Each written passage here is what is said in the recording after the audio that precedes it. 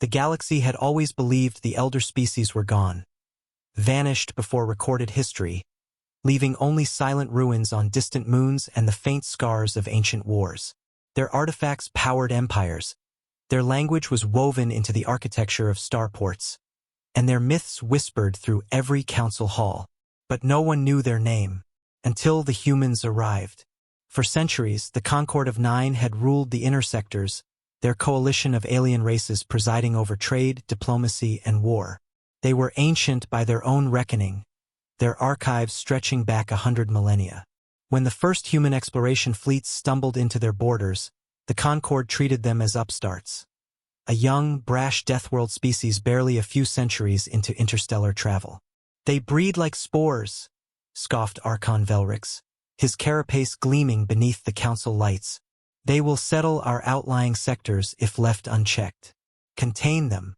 Containment was attempted through embargoes, political pressure, even border skirmishes. But humans adapted. They thrived where other species faltered, terraforming barren rocks and salvaging derelicts left to drift for eons.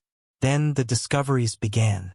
Archaeological teams across the rim worlds started finding anomalies, relics long thought to be elder artifacts suddenly responding to human touch. Doors that hadn't opened in a million years slid aside when a Terran handprint met their surface. Star maps glowed when scanned by human eyes.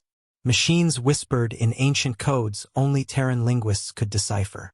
At first, the Concord dismissed it as coincidence. But coincidence became pattern, and pattern became fear. Ambassador Juno Reeves stood in the great chamber of the Concord, her breath visible in the cold air as she faced the gathered alien leaders. Behind her, a relic hovered, an obsidian sphere, pulsing faintly, recently recovered from the ruins of Ithar 9. "It recognized us," Juno said calmly. "And it spoke." Archon Velrix clicked his mandibles. "Lies. Those ruins are older than your species. You were still crawling in caves when the Elder Ones reigned." "Were we?" Juno's gaze swept the chamber. "Your own historians admit the Elders vanished without a trace. No bodies, no names, only tools, only warnings." She activated the sphere. A voice filled the hall, ancient and metallic, speaking in a language the aliens could barely parse. Yet every human in the room understood it instantly. "Return. Blood of the Makers. The cycle begins anew." Gasps and hisses rippled through the Concord chamber.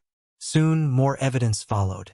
Genetic studies revealed dormant sequences in human DNA, aligned with fragments found in Elder biovaults. Star coordinates hidden in Terran myth matched forgotten Elder waypoints. Even human legends of lost golden ages bore uncanny similarities to the ruins scattered across the galaxy. The Concord convened emergency councils. Some demanded immediate extermination. Others called for alliance. If these primitives truly were descendants of the Elders, perhaps they could awaken the long-dormant megastructures littering the stars.